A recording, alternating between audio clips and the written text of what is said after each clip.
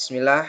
Assalamualaikum warahmatullahi wabarakatuh. Pada kesempatan kali ini, saya ingin mempresentasikan hasil laporan masa orientasi P3K yang telah dilaksanakan kurang lebih 4 hari. Sebelumnya perkenalkan, nama saya Agus Sarwiadi, unit kerja Dinas Pendidikan Instansi SMK Negeri 5 Gorontalo. Baik, judul yang kami angkat atau yang saya angkat yaitu tentang peningkatan motivasi dan keaktifan siswa dalam pembelajaran praktik mata pelajaran administrasi sistem jaringan. Ini salah satu isu yang ada di sekolah kami, sehingga kami wajib atau ingin mengangkatnya agar masalah ini bisa terselesaikan. Nah, ini merupakan lembar pengesahan atau persetujuan dari kepala sekolah. Dan sebelumnya, kata pengantar yang ingin kami sampaikan sebagai ucapan terima kasih yang pertama kepada Bapak atau Kepala BBSDM Provinsi Gorontalo, yang kedua Ibu Farida Hilingo MPD selaku Kepala Sekolah SMK Negeri 5 Kota Gorontalo atas dukungan dan izin yang diberikan untuk melakukan kegiatan ini. Yang ketiga, seluruh panitia penyelenggara orientasi P3K yang telah memberikan bimbingan, masukan, dan dukungan selama proses kegiatan berlangsung.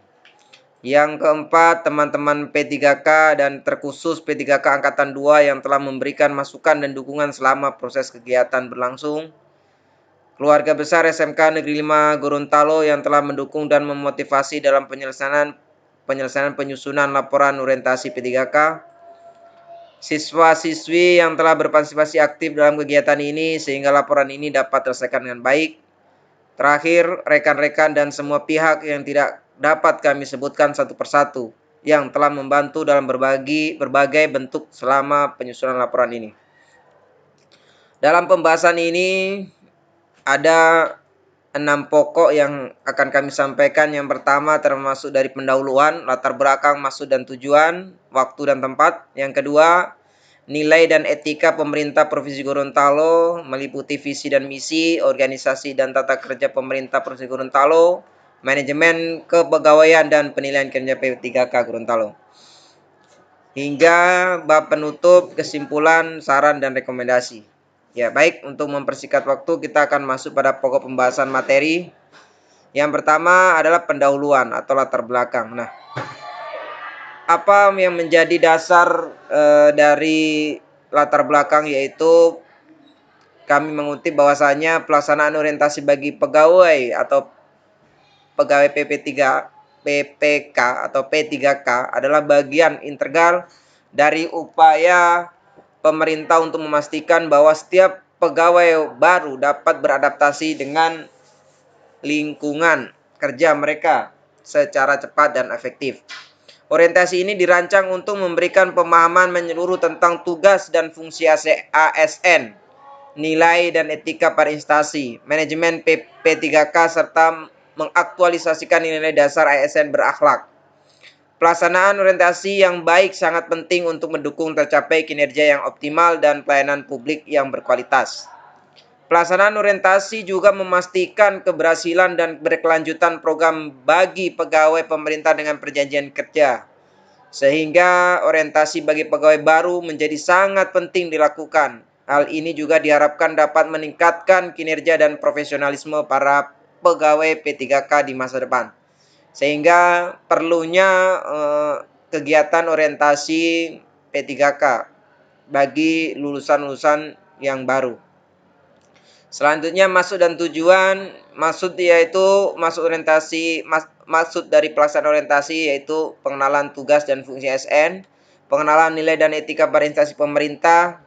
Kemudian tujuan, dengan adanya kegiatan ini peserta mampu memahami program orientasi dan mengenal nilai-nilai etika instansi pemerintah. Dan peserta mampu mengaktualisasikan nilai-nilai dasar ASN berakhlak, ya. Kemudian waktu dan tempat yang telah dilaksanakan yaitu mulai tanggal 27 Mei sampai tanggal 30 Mei tahun 2024, dan pelaksanaannya dilakukan secara daring menggunakan media Zoom oleh BPSDM Provinsi Gorontalo. Nah, Pertama, kita akan bicara tentang nilai dan etika pemerintah Provinsi Gorontalo. Di sini ada dari A, B, C, D ya. Yang pertama visi. Ya. Visi yaitu apa? Gambaran ideal yang ada yang diharapkan dari pemerintah Provinsi Gorontalo, yaitu tentang terwujudnya masyarakat Gorontalo yang unggul, maju dan sejahtera. Kemudian visi ya. Visi ini merupakan langkah-langkah konkret yang akan dilaksanakan untuk menuju terlaksananya visi yang telah diterapkan oleh pemerintah Provinsi Gorontalo. Misi yaitu mewujudkan pengembangan pariwisata dan sumber daya alam yang berwawasan lingkungan dan berkelanjutan, menjamin ketersediaan infrastruktur daerah, meningkatkan kesejahteraan masyarakat yang lebih merata dan adil, peningkatan kualitas sumber daya manusia, terciptanya pemerintahan yang baik dan melayani dengan sepenuh hati. Nah, jadi visi, misi sudah kita bahas. Selanjutnya masuk di tujuan. Ya, jadi tujuannya pemerintah dari visi dan misi tadi menghasilkan tujuan yaitu meningkatkan kualitas sumber daya manusia atau SDM, meningkatkan kualitas infrastruktur, meningkatkan kualitas ekonomi, meningkatkan kualitas lingkungan hidup, meningkatkan kualitas pemerintah. Nah, jadi sudah lengkap sudah tujuan dari pemerintah. Tetapi selama ini kenyataannya memang pemerintah sudah berusaha semaksimal mungkin untuk mewujudkan tujuan tersebut. Nah, salah satu program utama dari pemerintah Provinsi Gorontalo ya yang bisa saya sebutkan kurang lebih ada 7 ya dari mulai bidang pendidikan, bidang kesehatan, bidang infrastruktur, ekonomi, pariwisata, lingkungan hidup dan bidang pemerintah. Nah, di sini kenapa pendidikan itu dinomorsatukan? Karena memang dasar atau pondasi landasan dari segi bidang pendidikan, sektor pendidikan itu harus lebih maju untuk mencerdaskan kehidupan bangsa. Baik, selanjutnya kita bicara tentang SOTK ya, struktur, organisasi dan tata kerja pemerintah Provinsi Gorontalo. Yang pertama bicara tentang organisasi ya, itu sudah diatur dalam Perda ya nomor 12 tahun 2020 yaitu organisasi. Organisasi terdiri dari lembaga penunjang ya, salah satunya ada Inspektorat Daerah, Badan Kepegawaian Daerah dan masih banyak lainnya.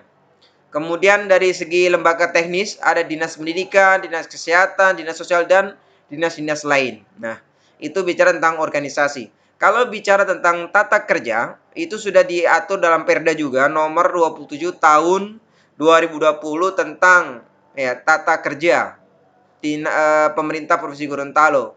Salah satunya yaitu perumusan kebijakan. Itu dilakukan oleh gubernur, kemudian wakil gubernur dan sekretaris daerah. Pelaksanaan kebijakan dilakukan oleh organisasi perangkat daerah OPD di bawah koordinasi sekretaris daerah. Pengawasan dilakukan oleh Inspektorat Daerah, penunjang dilakukan oleh badan penunjang lainnya. Itu kita bicara tentang SOTK pemerintah Provinsi Gorontalo. Nah, yang berikutnya itu tentang nilai dan etika organisasi di OPD masing-masing atau unit kerja. Dalam hal ini tugas atau instansi yang saya tempat kerja saya yaitu SMK Negeri 5 Gorontalo. Ya. Visi dari SMK Negeri 5 Gorontalo yaitu terwujudnya tamatan yang kompeten dengan skill abad 21 serta berwawasan lingkungan. Misi yaitu mengembangkan sumber daya secara optimal dalam rangka mempersiapkan siswa menghadapi era abad 21, meningkatkan kualitas pembelajaran dalam upaya menciptakan tamatan yang memiliki keterampilan hidup dan berpikir, menumbuhkan suasana pembelajaran yang fleksibel untuk membangun keterampilan belajar dan berinovasi, memperluas sistem layanan dalam penguasaan teknologi dan media informasi, menciptakan sekolah yang berkarakter, budaya, mutu, dan berwawasan lingkungan. Seperti halnya tadi visi yaitu gambaran ideal ya.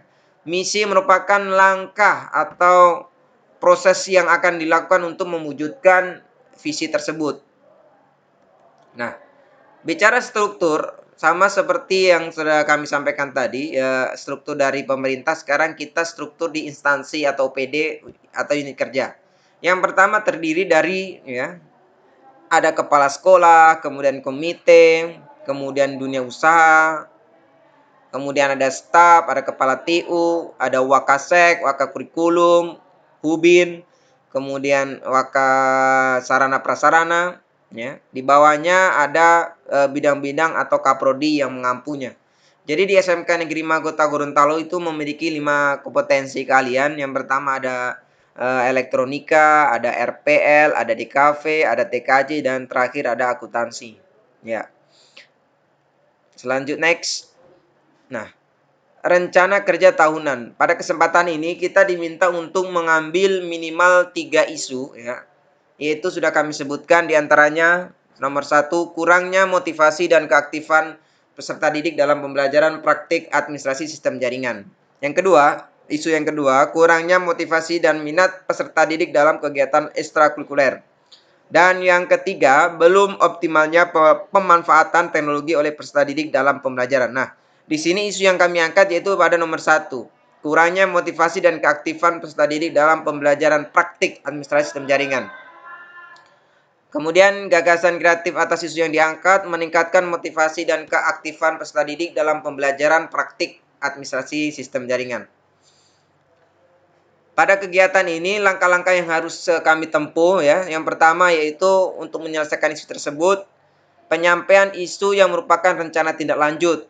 Kemudian tahapan meminta kesediaan waktu pimpinan, ya, untuk berkomunikasi, ya, dalam menentukan waktu dan apa yang harus kami lakukan.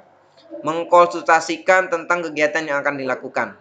Kemudian outputnya yaitu tersedianya bahan konsultasi dengan pimpinan. Jadi ada outputnya. Apa penerapan nilai-nilai yang dari berakhlak, ya. Yaitu nilai dari dasar berakhlak yang dapat diterapkan pada kegiatan ini yaitu kita bersikap harmonis, loyal, menunjukkan betul-betul kita ingin untuk merubahnya. Jadwal pelaksanaan 3 Juni tahun 2024. Yang langkah berikutnya, setelah kita sudah berdiskusi dengan kepala sekolah, kemudian kita kegiatan berikutnya yaitu mengidentifikasi faktor-faktor penyebab terjadinya isu tersebut. Ya, dengan tahapannya yang pertama merinci faktor-faktor penyebab terjadinya isu di kelas. Berdiskusi dengan rekan sejawat tentang faktor-faktor penyebab terjadinya isu di kelas mereka.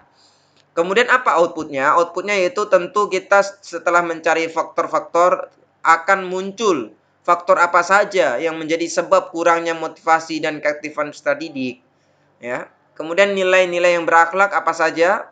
Yang pertama kompeten dan harmonis, ya. Kegiatan sama jadwalnya 3 Juni 2024. Langkah ketiga, setelah kita mengidentifikasi, kita menentukan solusi yang tepat, ya. Tahapannya berdiskusi dengan teman sejawat tentang solusi yang kita atau terapkan di kelas. Mencari kajian di literatur, di internet tentang solusi yang tepat. Kemudian outputnya adalah rincian solusi yang diambil yaitu menerapkan model pembelajaran Project Based Learning di kelas atau PJBL. Ya, kemudian dokumen literatur yang sesuai dengan isu. Kemudian penerapan nilai berakhlak, kompeten, dan harmonis. Pelaksanaan sama 3 Juni. Kemudian setelah kita tadi mencari solusinya, setelah itu kita menyusun modul ajar dengan menerapkan model PJBL yang telah kita dapatkan tadi. Kemudian tahapannya menyiapkan alat berupa komputer dan printer, menyiapkan bahan berupa kertas dan referensi-referensi tentang model pembelajaran PJBL, menyusun modul ajar di laptop, print modul ajar, membuat LKPD, dan perangkat belajar lainnya. Outputnya yaitu tersedianya modul ajar, LKPD, dan perangkat belajar lainnya. Nilainya itu berkompeten, ya. Kemudian jadwal pelaksanaan 4 Juni 2024. Setelah menyusun modul ajar, selanjutnya ada masuk dalam proses penerapan model PJBL di kelas. Tahap-tahapannya PJBL yaitu pertama, mengucapkan salam kepada peserta didik. Kemudian kita meminta ketua kelas untuk memimpin berdoa. Kemudian mengecek kehadiran, guru memberikan apresiasi, Guru memberikan motivasi dan tujuan pembelajaran. Peserta didik menyimak dan membahas materi dalam kelompok atau berdiskusi. Produk yang dikerjakan yaitu outputnya menghasilkan produk yang dikerjakan, nilai peserta didik. Berorientasi pelayanan dan kompeten. Setelah itu kita sudah terapkan, maka kita perlu merefleksi. Tahapan berikutnya merefleksi kegiatan yang telah dilakukan. Dengan cara bagaimana tahapannya? Guru membagikan lembar observasi kegiatan kepada peserta didik. Guru merevisi hal-hal yang kurang sesuai dengan hasil. Kemudian outputnya lembar observasi modul ajar dan bahan pembelajaran yang telah direvisi, kompeten. Selanjutnya kegiatan ini juga sama dilakukan tanggal 5 Juni 2024. Setelah merefleksi selesai, maka kegiatan terakhir yaitu pelaporan hasil kegiatan. Meminta kesediaan waktu kepala sekolah, kemudian melaporkan hasil kegiatan, maka terjadilah laporan hasil kegiatan. Kemudian nilai yang bisa dijadikan dalam penerapan berakhlak yaitu akuntabel, harmonis, dan loyal. Kegiatan dilaksanakan pada 5 Juni 2024. Nah, itu tadi merupakan penyelesaian dari isu yang kita angkat. Kemudian perencanaan atau rencana kerja jangka menengah, yaitu kurang lebih 3 tahun. Mulai dari tahun 2004 ini, apa kegiatan yang kita akan lakukan, yaitu mengikuti pelatihan dan pengembangan kompetensi. Outputnya peningkatan skill dan pengetahuan, nilai dasarnya kompeten. Kontribusi terhadap visi dan misi organisasi. Kegiatan ini sejalan dengan misi SMK Negeri 5 Gorontalo, yaitu meningkatkan profesional guru dan tenaga pendidikan melalui pelatihan dan pengembangan. Selanjutnya tahun kedua, tahun 25, yaitu membimbing peserta didik memilih tempat praktik kerja lapangan sesuai dengan kompetensinya. Monitoring dan membimbing peserta didik selama di tempat praktik kerja lapangan. Nah, jadi tahun berikutnya tahun 2025 ini pelaksanaan PKL itu berada di kelas 12 ya, di kelas semester akhir. Jadi nanti Januari kita akan turun PKL untuk kelas 12. Jadi ini yang terakhir untuk tahun berikutnya yaitu tahun ketiga tahun 2026, penyusunan pembelajaran sesuai kurikulum dan kebutuhan peserta didik. Pelaksanaan pembelajaran yang aktif, kreatif, dan menyenangkan. Nah, di sini tentu dari setiap tahun dengan adanya perubahan pemerintahan, kemungkinan akan terjadi perubahan lagi kurikulum ya. Dari kurikulum 13 sekarang kurikulum merdeka, kemungkinan tahun depan atau tahun 2026 nanti akan berubah lagi. Apa outputnya? Kita menghasilkan modul ajar, kegiatan pelajaran yang aktif, kreatif, dan menyenangkan. Tentu semua itu kita harus persiapkan dari sekarang. Nah, terakhir kesimpulan dan saran. Yang pertama, kesimpulan dalam kegiatan ini, proses pembelajaran praktik administrasi sistem jaringan,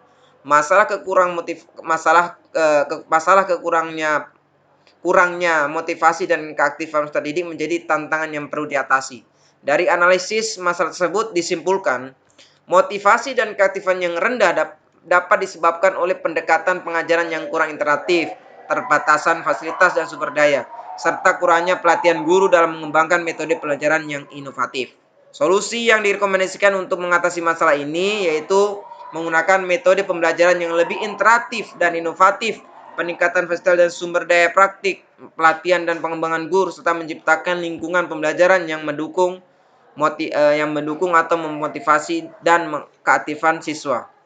Dengan menerapkan solusi-solusi ini diharapkan dapat meningkatkan motivasi dan keaktifan peserta didik dalam pelajaran praktik administrasi sistem jaringan. Hal ini akan membantu siswa mengembangkan keterampilan teknis dan pemecahan masalah yang diperlukan dalam dunia kerja serta meningkatkan motivasi belajar mereka secara keseluruhan. Kemudian saran yang terutama kita berikan saran kepada pimpinan ya, peningkatan dalam fasilitas itu sangat perlu. Lakukan investasi yang lebih besar dalam fasilitas praktik yang memadai, termasuk perangkat keras dan perangkat lunak terbaru untuk mendukung pelajaran praktik dan yang lebih efektif. Pelatihan pengembangan guru, disediakan pelatihan dan pengembangan penelitian kepada guru untuk meningkatkan keterampilan mereka dalam merancang dan melaksanakan pembelajaran yang interaktif dan inovatif. Yang ketiga, monitoring dan evaluasi rutin. Lakukan monitoring dan evaluasi secara rutin terhadap implementasi pembelajaran praktik saat kinerja serta kinerja guru dan siswa untuk mengidentifikasi area perbaikan dan kesempatan pengembangan lebih lanjut. Itu fungsi dari monitoring. Yang ketiga, fungsi dari kolaborasi antara guru. Galang kolaborasi antar guru untuk berbagai pengalaman dan praktik terbaik serta mengembangkan materi pembelajaran menarik dan lebih relevan. Ya, itu saran yang bisa kami sampaikan. Daftar pustaka itu yang ini referensi yang dari kita ambil. Dan terakhir, thank you, terima kasih atas perhatiannya. Semoga apa yang kami sampaikan yang sedikit ini bisa bermanfaat untuk kita semua. Terima kasih. Assalamualaikum warahmatullahi wabarakatuh.